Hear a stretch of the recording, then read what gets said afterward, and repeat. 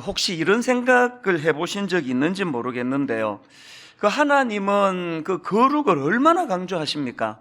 방금 읽은 레위기 11장 45절에서도 나는 너희의 하나님이 되려고 너희를 애굽 땅에서 인도하여 낸 여호와라. 내가 거룩하니 너희도 거룩할지어다. 또 레위기 19장 1절 2절에도 보니까 여호와께서 모세에게 말씀하여 이르시되 너는 이스라엘 자손의 온 회중에게 말하여 이르라. 너희는 거룩하라. 이는 나 여호와 너희 하나님이 거룩함이니라. 또 출애굽기 19장 6절 너희가 내게 대하여 제사장 나라가 되며 거룩한 백성이 되리라. 너는 이 말을 이스라엘 자손에게 전할지니라.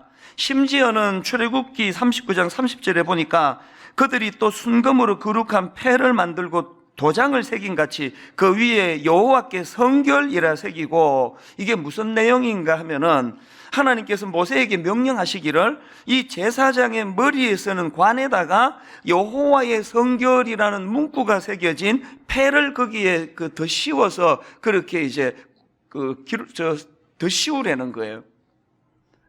이 부분을 제가 영어 성경으로 보니까 굵은 문자로 돼 있더라고요. Holy to the Lord. 한 글자 한 글자를 굵은 대문자로 써놓은 걸 제가 봤는데 뭘 의미합니까? 하나님을 향한 거룩을 이렇게 강조하는 거 아니겠습니까?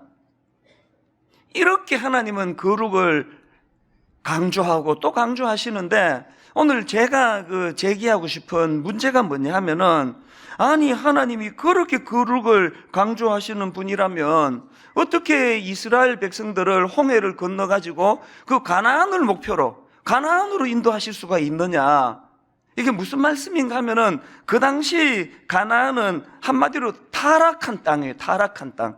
여러 번 말씀드렸지만 그들이 믿던 바알 종교 자체가 이 음란을 바탕으로 한 그런 종교고요.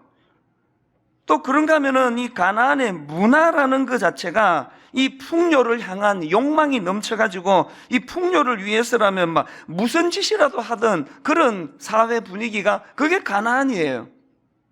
그럼 우리 상식적으로 진짜 하나님이 거룩을 그렇게 중요하게 생각하신다면 어떻게 그런 음란하고 악한 그런 오염된 땅으로 인도할 수 있습니까? 가나안의 인간의 손때가 묻지 않은 무공의 청정지역으로 인도하셔야 되는 거 아닙니까?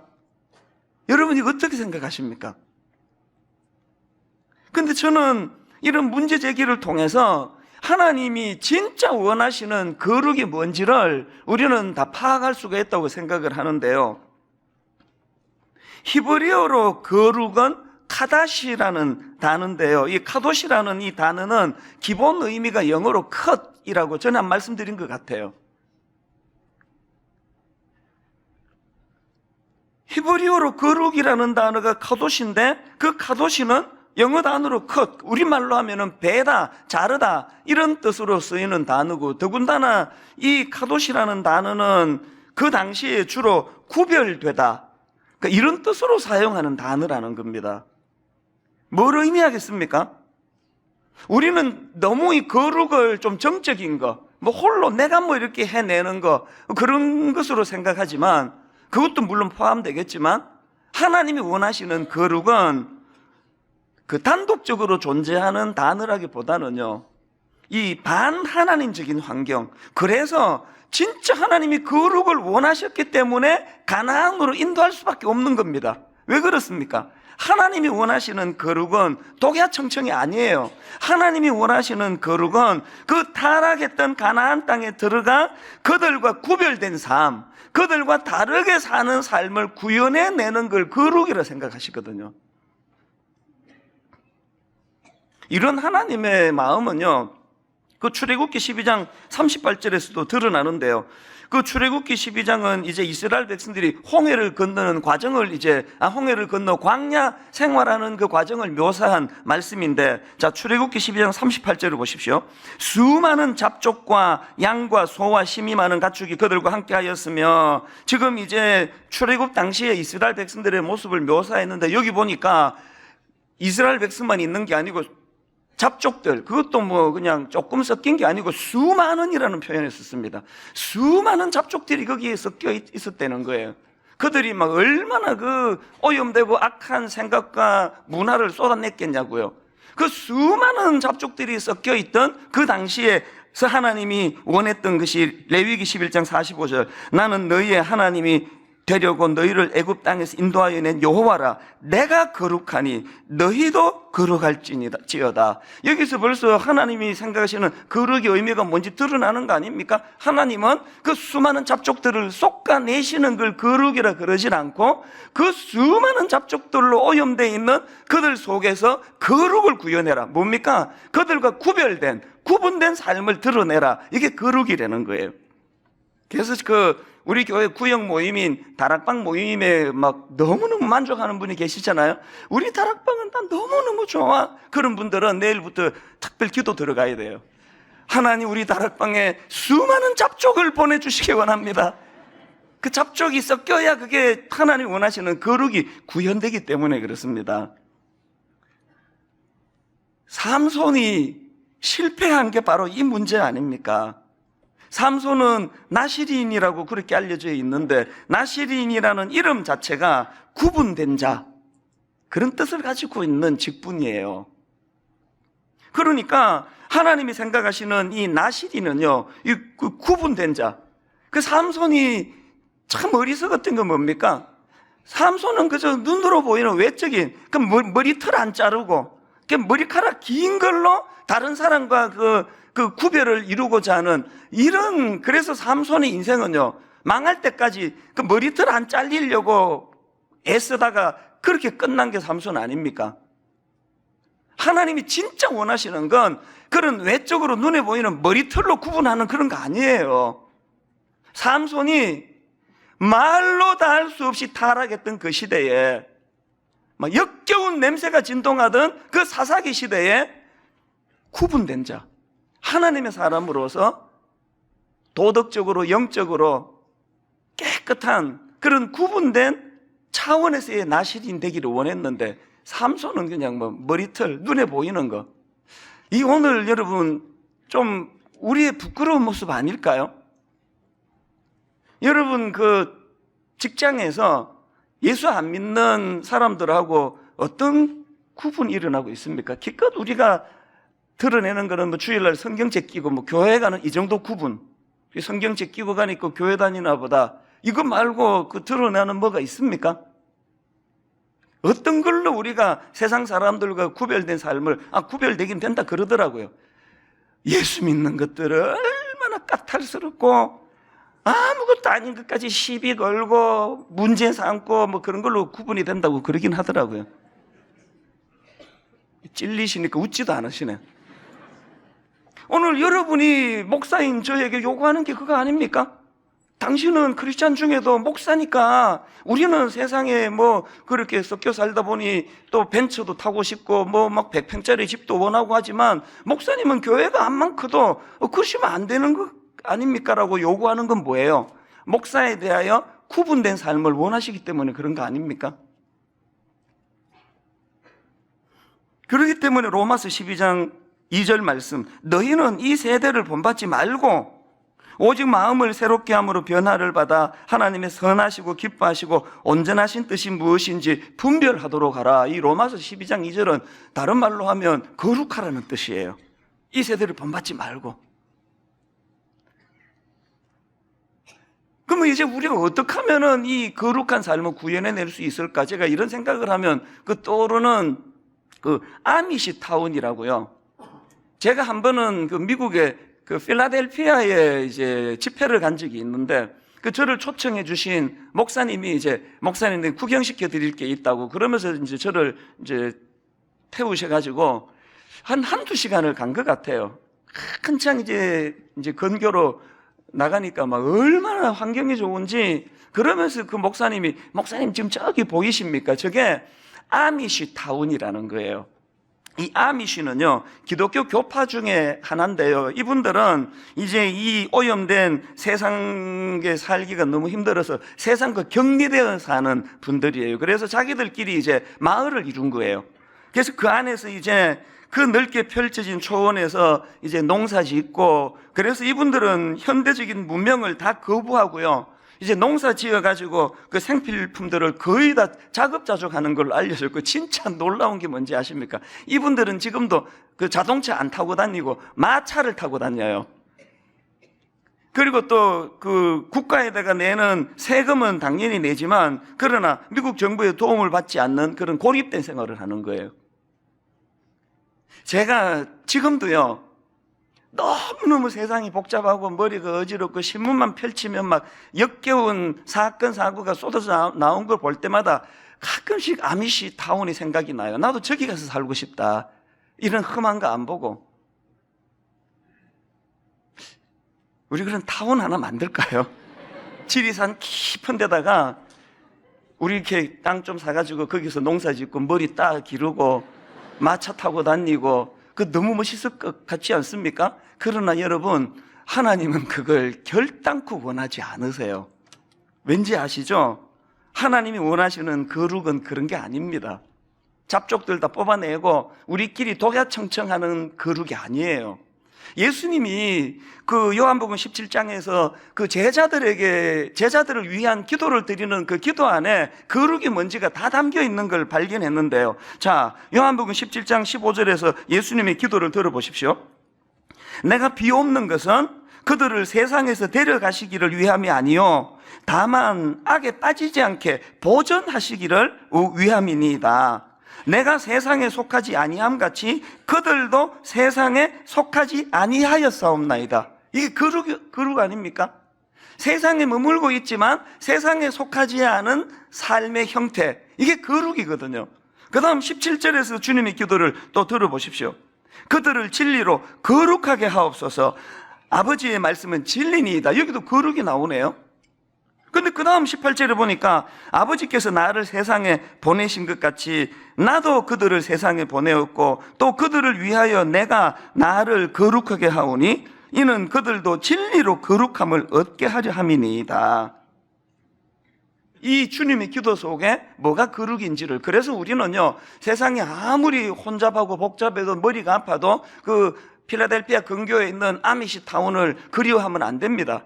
여기서 우리가 싸워야 되는 건 뭡니까? 다른 내가 이 땅에 닿고 있지만 나는 세상에 속하지 않았다, 나는 세상의 영향을 받는 사람이 아니다, 이걸 구현해내는 게 이게 거룩이라는 거예요. 저는 지난 몇 주 동안 우리 청년들에게 무슨 본문으로 어떤 말씀을 전하면 가장 좋을지를 고심하면서 이 본문을 정하고 하나님 앞에 말씀을 준비하는 동안 제 마음속에서 얼마나 갈망이 컸는지 아십니까? 하나님, 오늘 저 청년들에게 내가 입술로만 설교하는 목사가 아니라 아버지, 제 삶이 정말 바른 세상에 딛고 살아가지만 세상과 구별되는 그 거룩한 목사가 되기를 원합니다. 아버지, 제가 그 거룩한 목사가 되어서 제 입에서 나오는 이 선포되는 말씀이 거룩한 말씀이 되기를 원합니다. 그런 갈망하는 마음이 제 안에 일어났는데요. 오늘 우리 여기 많은 청년들이 지금 함께 예배를 드리는데 우리 청년들에 부탁합니다. 우리 다시 한번 도전하자고요. 한 번 더. 우리 주님은요, 너무너무 우리를 사랑하는 분이에요. 그래서 막 어제까지 그 개념을 몰라가지고 세상에 뒤섞여 살았다 하더라도 오늘 결단하고, 하나님, 오늘 새로 시작해도 될까요? 회개하고 은혜 구하고, 우리 오늘부터 저도 그렇고 우리 어른들도 그렇고 청년들도 그렇고 우리 하나님이 기뻐하시는 이 거룩을 몸부림치는 그런 저와 여러분 또 청년들 되시기를 바랍니다. 이 도전하는 게 얼마나 중요합니까? 저는 청년 집회 갈 때마다 거의 안 빠뜨리고 하는 이야기가 이거예요. 사람들은 그 죄성을 가져가지고 그 본질을 잘 못 봐요. 그 다윗이 골리앗을 이긴 결과만 가지고 물맷돌로 골리앗을 물리친 거는 기적이라고 그러는데 저는 생각이 좀 달라요. 그날 여러분 상상을 한번 해보세요. 다윗이 이제 막 물맷돌을 막 돌려가지고 딱 던졌는데 그 골리앗이 생각보다 날렵해가지고 싹 피했어요. 그리고 이제 5초 뒤에 그냥 다윗이 여기에 보니까 골리앗에게 밟혀 죽었더라. 그렇게 성경이 기록된다고 한다면 그러면 다윗은 실패한 인생입니까? 전 그렇게 생각하지 않습니다. 하나님은 결과 보시는 분 아니에요. 여러분, 다윗이 골리앗을 향해 물맷돌 던져가지고 그를 쓰러뜨린 것도 기적이고 놀라운 일이지만 그 어린 청년, 그 어린 소년 다윗이 그 엄청난 괴물 같은 골리앗에게 도전장을 던지고 그에게 덤빌 수 있었다는 것, 이것 자체가 기적이고 이것 자체가 놀라운 거 아닙니까? 세상이 얼마나 악한데, 얼마나 거대한데 나 같은 게 뭐 어떻게 이기겠냐고, 이런 걸로 전의를 상실한 청년들에게 부탁합니다. 다윗처럼 확률, 이길 수 있는 확률 이런 거 계산하지 말고 한번 다윗에게 물맷돌 하나 들고, 하나님 주신 그 물맷돌 하나 들고 세상 악한 골리앗에게 한번 도전장을 던지는 그런 여러분 되시기를 바랍니다. 여러분, 이런 도전장을 던지기 원한다면요, 먼저 꼭 기억해야 될 게 하나 있는데 그게 뭐냐 하니까, 앞에서 제가 거룩을 의미하는 카도시가 이 컷이라는 그 잘라내다라는 뜻이 있다고 그랬죠. 지금부터 잘라내야 돼요. 이거 잘 잘라내서 성자라는 소리를 듣게 되는 분이 있는데 그분이 바로 어거스틴이에요. 어거스틴은 막 성자로 불리는 인물이지만 사실은 어거스틴은 젊을 때 엄청난 방탕아였답니다. 너무너무 방탕한 생활을 하다가 그가 이제 예수님을 영접하고 얼마나 귀한 성자 소리를 듣는 자리까지 가게 됐는데요, 그가 어떻게 그렇게 성자 소리를 듣게 됐냐? 컷 잘했어요. 컷 잘 잘라내가지고. 이게 무슨 말씀인가 하면은요, 한 번은 이제 어거스틴이 이때는 이미 타락한 생활을 다 청산한 이후예요. 크리스찬이 되고 난 이후인데요, 길을 가다가 그 옛날에 방탕할 때 그 자주 그 놀러 가고 들렀던 그 요즘으로 말하면 창녀, 이 율랑녀를 만난 거예요. 어거스틴이 좀 당황스러웠을 것 같아요. 자기는 이제 변화받았는데 늘 같이 놀러 가고 하던 그 율랑녀를 만나니까 또 어거스틴이 모르는 척하고 이렇게 이제 지나가려고 하니까 그 여자가 이렇게 물었답니다. 혹시 어거스틴 아닙니까? 맞네. 이 여자가 하는 말이, 왜 요새 이렇게 놀러 안 오세요? 그러더래요. 그랬더니요, 어거스틴이 했던 한마디가 이거랍니다. 당신이 전에 알던 그 어거스틴은 이미 죽었습니다. 이게 컷 아닙니까? 컷. 뭐 복잡한 얘기 필요 없어요. 요새 뭐 다락방 모임 가고 뭐 이러느라고 뭐 시간이 없어서 어쩌, 이런 얘기 없어요. 그냥 컷이에요. 네가 알던 어거스틴은 죽었다. 이게 컷이에요. 여러분, 그 요셉도 마찬가지 아닙니까? 그냥 그 주인집 여자가 그 보디발의 아내가 막 그렇게 유혹하고 막 옷을 벗기려고, 여러분, 이 성적인 이 유혹은요, 이건 영적인 거예요. 한번 걸려들었다 그러면 못 벗어나나 봐요. 막 그 여자가 그 주인집 마나님으로서 막 체면이고 뭐고 없고 완전히 이거는 뭐 그냥 짐승 비슷하게 돼가지고 막 그 젊은 요셉, 막 그 잘생긴 요셉 옷을 막 벗기려 그러니까 요셉의 반응이 창세기 39장 12절을 보세요. 그 여인이 그의 옷을 잡고 이르되 나와 동침하자. 그랬더니 요셉의 반응을 보세요. 요셉이 자기의 옷을 그 여인의 손에 버려두고 밖으로 나가매 거두절미하고 컷 잘라버렸어요. 요셉이 뭐 복잡, 아줌마 왜 그래? 옷 뺏기면 안 되지. 왜 이래 아줌마, 정신 차리, 이런 거 없어요. 거두절미하고 옷 뺏기니까 옷 벗고 나가버리는 거예요. 이게 컷이에요. 저는 우리 새아이에게 종종 얘기해요. 니들이 그 인터넷으로 자꾸 그런 유혹이 오면 아빠한테 말해라. 내일 당장 그 KT 연락해서 내가 끊을게 이거. 인터넷 단절시키면 되거든. 스마트폰이 자꾸 너희들을 유혹하고 뭐 그런 게 있으면 말해라. 2G폰으로 바꿔줄게. 한 번도 말한 적은 없습니다. 저는 제가 그걸 원해요. 제가 스마트폰으로 자꾸 사단에 유혹하면요, 저는 이거 끊어버리기를 원해요. 이게 컷이에요. 우리가 세상과 단절한다는 게 뭔지를. 그런 의미에서 저는 오늘 우리 청년들이나 또 뭐 기성세대나 할 거 없이 이 악한 세상에 도전하기를 원하는데요, 여러분, 이 악한 세상에 도전하기 위해서 우리가 알아야 될, 꼭 기억해야 될 두 가지를 오늘 좀 나누고 싶습니다. 첫째로요, 여러분, 악한 세상에 도전하기 원하신다면 거룩의 능력이라는 사실을 확신해야 됩니다. 디모데후서 2장 20절에 보니까 큰 집에는 금그릇과 은그릇뿐 아니라 나무그릇과 질그릇도 있어 귀하게 쓰는 것도 있고 천하게 쓰는 것도 있나니 그러므로 누구든지 이런 것에서 자기를 깨끗하게 하면 귀히 쓰는 그릇이 돼요. 그 다음에 거룩하고 주인의 쓰심에 합당하며 모든 선한 일에 준비함이 되리라. 지금 여러분 이 말씀의 구조를 한번 보세요. 진짜 하고 싶은 건 21절이거든요. 누구든지 이런 것에서 자기를 깨끗하게 하면 그게 귀한 그릇이다. 그 말을 하고 싶은데 그 앞에 세상적인 논리, 큰 집에는 금그릇도 있고 은그릇도 있고 나무그릇도 있고 질그릇도 있고 요즘으로 치면은 금수저도 있고 흙수저도 있고, 세상은 금수저 흙수저로 사람을 구분하지만 하나님은 그가 얼마나 깨끗한가, 얼마나 거룩한가, 얼마나 구별된 삶을 사는가, 이걸로서 구분을 짓는다는 거예요. 아까 제가 다윗이 왜 그날 골리앗에게 덤볐다가 밟혀 죽었다 해도 다윗은 실패한 인생이 아닐 수 있느냐? 하나님의 이 기준으로는 이미 다윗은 깨끗한 그릇, 거룩한 그릇이기 때문에 승패와 관계없이 그는 금그릇이라는 뜻이에요. 오늘 여러분 하나님의 말씀대로 살다가 상하고 실패하고 찢기고 아픔을 경험하신 분들이 있다면 그 자체가 하나님이 귀히 보시는 그 큰 그릇, 귀한 그릇으로 하나님은 인정해 주신다는 사실을 인식하게 되시기를 바랍니다. 요한복음 1장 5장 4절에 보니까 무릇 하나님께로부터 난 자마다 세상을 이기느니라. 세상을 이기는 승리는 이것이니 우리의 믿음이니라. 여러분 이 사실을 믿으십니까? 안 믿는 분이 좀 계시나? 이렇게 소리가 이러지.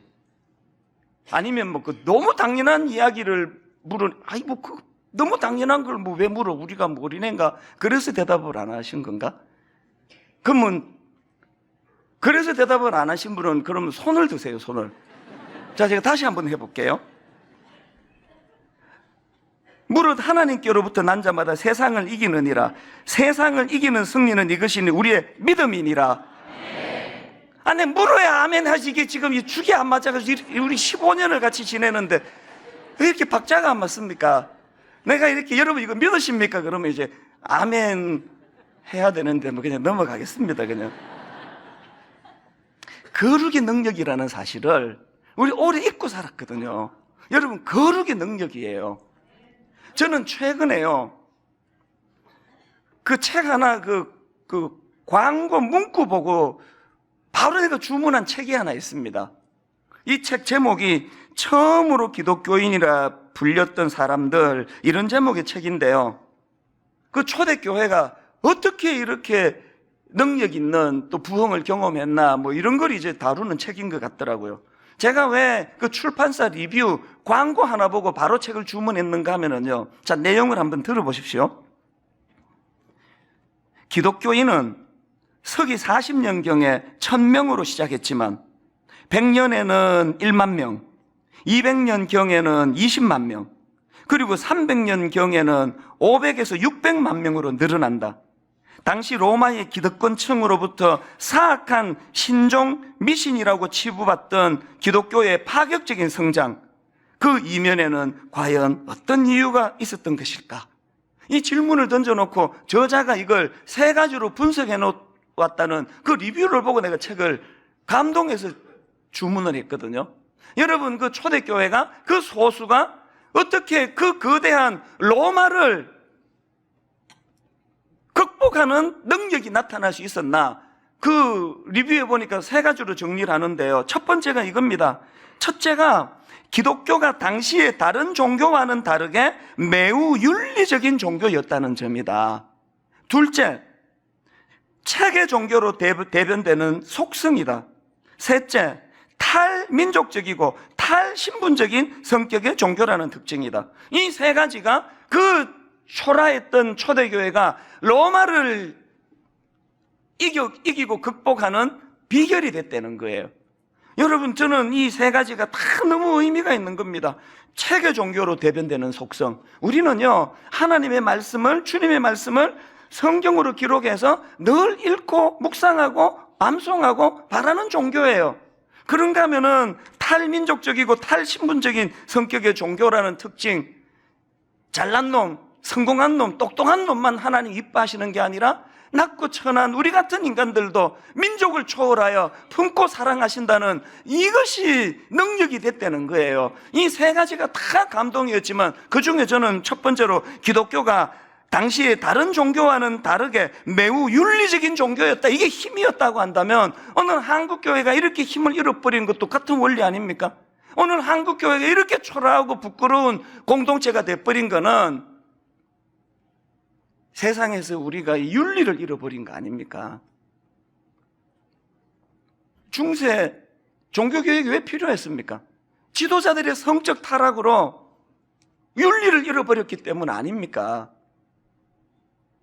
거기에 반해가지고 여러분 그 루터, 그 변방에서 사역하던 그 무명의 루터라는 그 보잘것없는 한 사람이 그 당시 로마 교황청은요, 하늘에 나는 새도 떨어뜨리는 권력이었습니다. 사람 하나 죽이고 살리고 마음껏 하던 권력이었는데 그 변방에 있던 루터라는 무명의 사제가 어떻게 그 교황청을 상대로 다윗이 골리앗을 향하여 싸움 걸듯이 그게 어떻게 가능했으며, 어떻게 여러분 그 사악한 그 거대한 그 악한 그 당시 로마 교황청을 상대로 종교개혁을 이루어낼 수 있었나? 어떻게 가능하다고요? 대답 간단합니다. 거룩의 능력이거든요.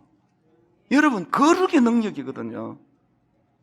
요한복음 16장 33절, 이것을 너희에게 이르는 것은 너희로 내 안에서 평안을 누리게 하려 함이라. 세상에서는 너희가 환난을 당하나 담대하라. 내가 세상을 이기었노라. 여러분, 이 사실을 마음으로 믿음으로 받아들이는 저와 여러분 되시기를 바랍니다. 그런가 하면 두 번째로 여러분, 악한 세상에 도전하기 위해서 기억해야 될 게 있는데요, 그 일이 가능하도록 거룩의 능력이라는 사실을 가지고 세상을 우리가 싸워 이길 수 있기 위해 가지고 해야 되는 게 뭐냐? 쏟아지는 영광에 흠뻑 잠겨야 한다는 거예요.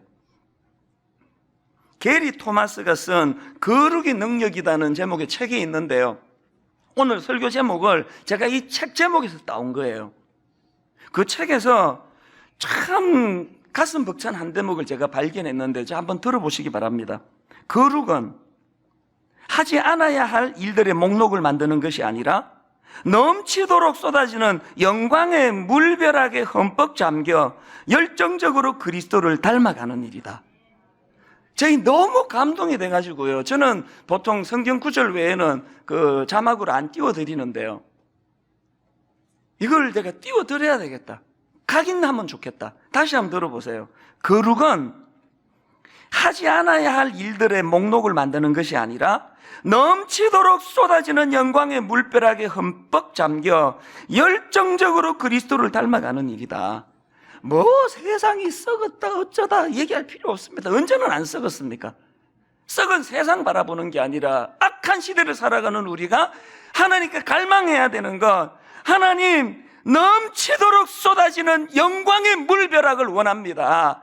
넘치도록 부어지는 영광의 능력을 원합니다. 매 예배 때마다 원합니다. 매 예배 때마다 넘치게 부어주시는 영광을 허락해 주심으로 아버지, 이 세상에 구별된 삶, 거룩을 살아낼 수 있기를 원합니다. 예배 때마다 갈망하셔야 돼요. 이걸 100% 구현해낸 인물이 구약의 이사야 선지자 아닙니까? 제가 너무너무 좋아하는 이사야 6장 1절 다시 한번 들어보십시오. 우시야 왕이 죽던 해에 내가 본즉 주께서 높이 들린 보좌에 앉으셨는데 그의 옷자락은 성전에 가득하였고 스랍들이 모시고 섰는데 각기 6 날개가 있어 그 둘로는 자기의 얼굴을 가리었고 그 둘로는 자기의 발을 가리었고 그 둘로는 날며 서로 불러 이르되 거룩하다 거룩하다 거룩하다 만군의 여호와여, 그의 영광이 온 땅에 충만하도다 하더라. 지금 이사야가 목도한 그 스랍들의 모습이 뭘 가리고 뭘 드러냅니까? 자기 영광 다 가려요. 2 날개로 다 가려요. 다 가려요. 자기 얼굴을 가리고 자기 발을 가리고 자기의 영광은 다 가리고 뭘 드러냅니까? 거룩하다 거룩하다 거룩하다 쏟아 부어지는 그 하나님의 영광을 이사야가 목도한 거예요. 여러분, 그 이사야가 살던 그 시대는요, 오늘 대한민국 이 시대보다 조금 더 뒤지지 않은 타락한 시대예요. 하나님이 머리부터 발끝까지 성한 게 하나도 없다 그랬습니다. 그 악한 시대에 이사야는 쏟아지는 하나님의 영광을 목도했기 때문에 위대한 선지자가 될 수 있었거든요. 저는 분당 우리 교회에서 예배드리는 청년들 매 예배 때마다 이 쏟아지는 하나님의 영광을 누리게 되기를 바랍니다. 안준이라는 청년이 있는데요, 젊은이들은 많이 알더라고요. 이 청년이 누군가 하면은요, 크리스찬인데요, 이 청년은 젊다 못해 어린 나이에 회사를 창업했습니다. 그래서 막 매출이 경이적으로 올라가고, 그건 제가 언급하고 싶지 않아요. 이 청년은요, 그 직원들에 대하여 너무나 인격적으로 또 대우를 잘해주고, 그래서 화제가 되어 있는 청년인데, 최근에 제가 이 청년의 강의를 듣다가 너무 가슴 벅찬 감동을 느꼈습니다. 왜냐하니까 강의 중에 자기가 크리스찬이라는 걸 당당히 밝히면서 그렇게 강의하는 것도 너무 고마웠고요. 이 청년이 강의하면서 하버드 대학교 총장을 지낸 나단 푸시의 말을 인용하는데, 그 전 하버드 총장이 하는 말이 청년의 가슴을 이끌어낼 수 있는 요소가 5가지 있다는 거예요. 청년의 가슴을 이끌어낼 수 있는 그 5가지 요소가 뭐냐 보니까, 첫째가 흔들 수 있는 깃발, 둘째가 변하지 않는 신념, 셋째가 따를 수 있는 지도자, 넷째가 평생을 함께 할 친구, 다섯째가 함께 부를 수 있는 노래. 그러면서 이 청년이 그날 주로 흔들 수 있는 깃발, 변하지 않는 신념, 이걸 가지고 자기 이야기를 쭉 간증하듯이 그 예수 안 믿는 청년들 앞에서 특강하는 걸 제가 들었는데요, 제가 그 강의를 듣고 너무너무 가슴이 벅찼습니다. 당당하게 나는 크리스찬이라고 밝히면서 이 청년이 자기 삶 자체가 흔들 수 있는 깃발이 있었기 때문에, 자기 삶 자체가 변하지 않는 신념이 있었기 때문에 이 자리까지 올 수 있었다는 그런 요지로 강의를 하고, 제가 왜 가슴이 벅찬지 아십니까? 그 청년이 믿는 예수 그리스도가 그 청년에게 흔들 수 있는 깃발이 되어주시고, 십자가 지신 예수 그리스도가 그 청년에게 변하지 않는 신념을 주시고, 십자가 지신 예수 그리스도가 그 청년에게 따를 수 있는 지도자가 되어주실 뿐만 아니라 평생을 함께할 친구가 되어주심으로, 여러분 아까 그 5번째 요소, 함께 부를 수 있는 노래, 이 청년이 이렇게 함께 부를 수 있는 노래를 그렇게 강의하는 그 모습이 너무 감동이 됐던 것은, 그 동일하신 하나님이 23살 때 저에게도 찾아주시고, 저에게도 이 5가지를, 그래서 흔들 수 있는 깃발이 되어주셔서 오늘 이 자리까지 온 거라고 생각하니까 북받쳐 오르는 이런 마음의 감격이 밀려오더라고요. 사실 여러분, 예수님이 내 삶에 따를 수 있는 지도자가 되어주셨다는 이 대목에서 저는 사랑의 선순환이 일어나야 된다고 생각하는데요, 우리 청년들은 아직 어려가지고요, 또 우리 청소년들은 어려가지고 예수님을 그렇게 인격적으로 생생하게 만나는 게 쉬운 일 아니에요. 그럼 어떻게 해야 됩니까? 먼저 우리가 먼저 흔들 수 있는 깃발 되시는 주님을 먼저 경험하고 가슴 벅차게 거룩을 구해내고, 그리고 이걸 우리 다음 세대에게 니들 봤지, 하나님 보는 게 어려우면 나 봐라, 하나님의 영향력 아래에 있는 나보고 나 따라오면 돼. 이게 바울이 빌립보 3장 17절에서 주신 말씀의 의미 아닙니까? 형제들아, 너희는 함께 나를 본받으라. 여러분, 이걸 성경에 허락해 주신 하나님의 그 뜻이 뭘까요? 뭐야 이게? 성경에 그냥 지 자랑 지리 나오고 빼, 이거 빼, 뭐 누구 니를 닮으라는 이런 걸 여기다 기록하느냐고. 그러지 않으시고요, 이걸 성경으로 허락해 주신 하나님의 마음이 어디에서 흡족하셨을까요? 바로 그 다음에 고린도전서 11장 1절을 보십시오. 바울의 자랑질이 그 자랑질이 아니거든요. 내가 그리스도를 본받는 자가 된 것 같이, 내가 그리스도를 본받는 자가 된 것 같이 너희는 나를 본받는 자가 되라. 사랑의 선순환이에요. 이렇게 말하실 수 있습니까? 여러분, 이렇게 말하실 수 있습니까? 지난 화요일인데요, 참 좀 특별한 경험을 했습니다. 어느 리더십 스쿨에서 저를 이제 강사로 초청을 하셨어요. 그래서 제가 그 저녁에, 화요일 저녁인데요, 갔더니요, 깜짝 놀랐습니다. 그 이름 딱 되면 대부분이 다 아시는 그 가수가 여기 앉아 있고요. 이 리더십 스쿨이니까 그 사업하시는 분, 막 각 분야에 성공하신 분들이 쫙 앉아 계시더라고요.